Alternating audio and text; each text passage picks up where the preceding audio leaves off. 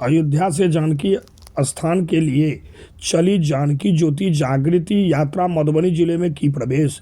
नमस्कार, मैं राजीव कुमार झा, आप देख रहे हैं न्यूज मिशन इंडिया। अयोध्या से प्रारंभ जानकी ज्योति जागृति यात्रा 21वें दिन को अहिल्या स्थान दरभंगा से चलकर विद्यापति के गांव बिस्फी मधुबनी जिले के कपिलेश्वर स्थान होते हुए रैका में बाबा विद्यापति चौक से सौराठ पहुंची। यात्रा में बड़ी संख्या में लोग हो रहे हैं सम्मिलित। मैथिली भाषा के विख्यात कवि विद्यापति के गांव बिस्फी में जानकी ज्योति यात्रा का संकल्प दीप लेकर जागृति मंच दिल्ली के कार्यकर्ता पहुंचे। यात्रियों का स्वागत करते हुए पूर्व प्राचार्य शिवशंकर राय ने यात्रा में सम्मिलित लोगों को विद्यापति से जुड़े विभिन्न ऐतिहासिक स्थानों का दर्शन कराते हुए अनेक महत्वपूर्ण जानकारी दी। इस क्रम में विद्यापति पूजित उनकी कुलदेवी का पिंडी रूप में दर्शन कराते हुए स्थानीय कवि मंच के उपाध्यक्ष सुभाष चंद्र झा ने बताया कि बाबा विद्यापति जिस गंगाजल से पूजन किया करते थे वह आज भी सावन महीने में 15 दिनों के लिए गर्भगृह में प्रतिवर्ष प्रकट होता है और कुलदेवी माता सहित भोलेनाथ 15 दिनों के लिए जल शयन ले लेते हैं। ये जल शुद्ध गंगाजल होता है, जल में कीड़े नहीं पड़ते और यह वर्षों तक खराब नहीं होता है। इस अवसर पर एक लोक समर्पण सभा स्थानीय मां विद्येश्वरी मंदिर में आयोजित हुई, जिसमें अनेक वक्ताओं ने एक स्वर से मांग उठाई कि सीता जी के प्रकट स्थल पुनौरा धाम में मिथिला की बेटी सीता जी का भव्य मंदिर बनना चाहिए और सीतामढ़ी क्षेत्र का अयोध्या की तरह विकास होना चाहिए। इस अवसर पर लोक समर्पण सभा को संबोधित करते हुए जन जागृति मंच दिल्ली के अध्यक्ष के.एन. झा ने कहा कि जिस तरह अयोध्या में श्री राम की जन्मभूमि है, उसी तरह सीतामढ़ी का पुनौरा धाम बिहार में सीता माता का प्रकट धाम है। हमें इन दोनों स्थानों को यात्रा करनी चाहिए। इस अवसर पर वक्ताओं ने अवध और मिथिला के बीच त्रेता युगीन मैत्रिकालीन संबंधों को प्रगाढ़ बनाने के साथ सीता माता के बाल स्वरूप वाला भव्य मंदिर पुनौरा धाम में निर्माण के लिए अभियान प्रारंभ करने का जोरदार समर्थन किया।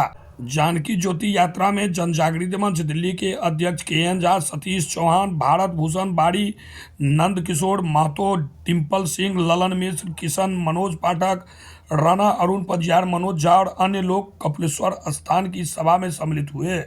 वहीं प्रोफेसर शीतलांबर झा, मैथिल समाज रैका के सचिव ने यात्रा का जोरदार स्वागत किया। सीता बहुत शक्तिशाली है, वो आदि शक्ति है और मिथिला के जन जन को इस यात्रा के साथ जुड़ना चाहिए और पुनौरा धाम के लिए आवाज उठानी चाहिए और इस यात्रा की सफलता के लिए हम लोग दृढ़ संकल्पित हैं। ये यात्रा निश्चित तौर पर सफल होने जा रही है। निश्चित आज आपको भीड़ कम दिख रही होगी, लेकिन ये भीड़ मत देखिए, ये एक एक लाख लोग के बराबर है। सीधा सवाल, भीड़ कम है लेकिन संकल्प दृढ़। भीड़ कम है और संकल्प दृढ़ संकल्प है। क्यों? क्योंकि ये जानकी जी के लिए यात्रा हो रही है। क्यों? बिना सीता के राम कहाँ और बिना राधा के श्याम कहाँ? अगर सीता नहीं तो राम क्या है? कुछ भी नहीं है। जब मिथिला में राम आते हैं तो भगवान पुरुषोत्तम राम कहलाते हैं। इसीलिए पहले सीता का नाम आता है और जब आप सीता राम बोलते हैं तभी जाके आपको पुण्य की प्राप्ति होती है। अन्यथा राम राम करते करते तो अंतकाल में तो राम होता ही है, वो सब मेरा नाम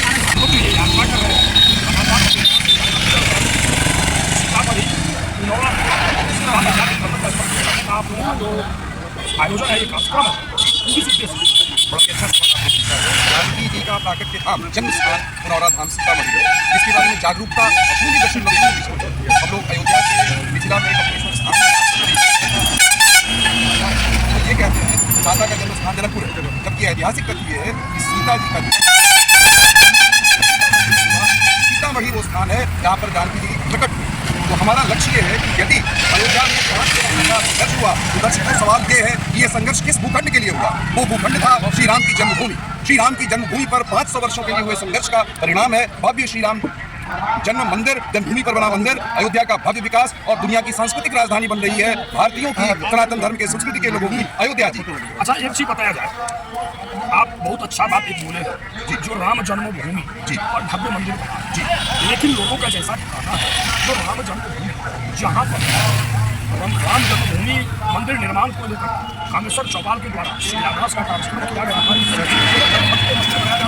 और शंकराचार्य से नाराज दिखाई दे रहे हैं। आपने बिल्कुल ठीक कहा। असल में अयोध्या के कणकण में या कहने भारत के कणकण में, ब्रह्मांड के कणकण में श्री राम हैं, लेकिन जहाँ पर जिस स्थान की उपलब्धता है, जहाँ पर वो स्थान रणनीतिक दृष्टि से भविष्य के लिए अधिक स्थान लिए हुए है, तो अयोध्या में यदि 3 किलोमीटर दूर यदि वहाँ पर मंदिर स्थापना हो गई, इतिहास रखने वाले व्यक्ति के रूप में याद करेगा वो स्थान 3 किलोमीटर आगे या पीछे है, इसको याद नहीं रखेगा। शंकराचार्य नाराज है, आज दिख रहा है, कल को नहीं दिखेगा। दिखेगा राम जी का भव्य मंदिर और दिखेगा अयोध्या का संपूर्ण विकास, जहां दुनिया के कई देशों के दूतावासों के लिए, सांस्कृतिक दूतावास के लिए जमीन दी जाएगी। यह निर्णय हो चुका है, भूखंड दिए जाएंगे, जोगी जी ने घोषणा कर दी है वहाँ के मुख्यमंत्री ने। यहाँ हमारा प्रश्न ये है कि राम के लिए यदि इतनी बड़ी संकल्पना, इतना भव्य विकास एक स्थान का, तो जन्म स्थान के लिए, जन्मभूमि के लिए वही राम की शक्ति है सीता, उनके जन्म स्थान, उनकी जन्मभूमि का भी विकास, जिस तरह अयोध्या विकास प्राधिकार तीर्थ क्षेत्र 50 किलोमीटर के रेडियस में कर रहा है, वही पुनौरा धाम सीतामढ़ी के 50 किलोमीटर के रेडियस में भारत भूमि में सीता माता का भव्य मंदिर बने, संपूर्ण क्षेत्र का विकास हो और यहाँ भी हम मिथिला के लोग इस विकास को अपने जीवन काल में पूरा होता देख सके। इसीलिए यह यात्रा बहुत बढ़िया आपका यात्रा है। लेकिन एक चीज बताया जाए, जो शंकराचार्य जी नाराज नहीं है, उनका ये कहना है कि शास्त्र के अनुकूल श्री राम मंदिर का निर्माण या प्राण प्रतिष्ठा का कार्यक्रम नहीं हुआ, तो इस बात को उन्होंने एक वहाँ दरअसल देखिए, शंकराचार्य की अपनी दृष्टि है, प्रत्येक धार्मिक व्यक्ति की अपनी दृष्टि हुआ करती है, प्रत्येक पीठ के जो आचार्य होते हैं उनकी अपनी संकल्पना होती है। तो माननीय शंकराचार्य धर्म दृष्टि से उनका मुख्य विरोध इस कारण है कि यह मंदिर पूर्ण नहीं हुआ। मुख्य विरोध इस बात के लिए नहीं है कि यहाँ क्यों हुआ, मुख्य विरोध इस बात के लिए है कि मंदिर का शिखर से लेकर गर्भगृह तक जब तक पूर्ण नहीं होता तब तक वह मंदिर देवताओं का मंदिर नहीं होता।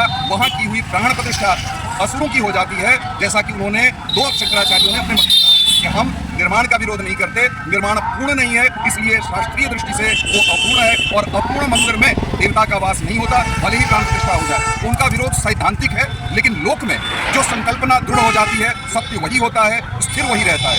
यदि गलत मुहूर्त में भी यह मंदिर बन गया, तो जिस रूप में यह मंदिर बन रहा है, इतिहास इसी को स्वीकार करेगा। शंकराचार्य जी ये उक्ति हो सकता है अगले शंकराचार्य आए तो इस जो अभी मत भिन्नता दिख रही है वह समाप्त हो जाए, ऐसा मेरा मत है। तो आपके कहने का तात्पर्य ये है कि जो शंकराचार्य एक कंपनी से बेदखल करने की भी कोई योजना चल रही है क्या? नहीं, ऐसा नहीं है। शंकराचार्य की पीठ निर्विवाद रूप से शिखर पीठ है सनातन धर्म के, और धर्म से हटकर यदि कोई कार्य हो रहा है तो धर्म के रक्षक होने के नाते उनका कर्तव्य बनता है कि वह सरकार को इस संपूर्ण परियोजना से जुड़े हुए व्यक्ति को अपना अलग मत स्पष्ट बता दे कि मैं इस कारण से यहाँ नहीं आया। उन्होंने अपनी इच्छा जता दी, उन्होंने अपना निर्णय दे दिया, लेकिन वस्तुतः तथ्य और सत्य ये है कि श्री राम मंदिर स्थापित हो गया है और हमें स्वीकार करना चाहिए।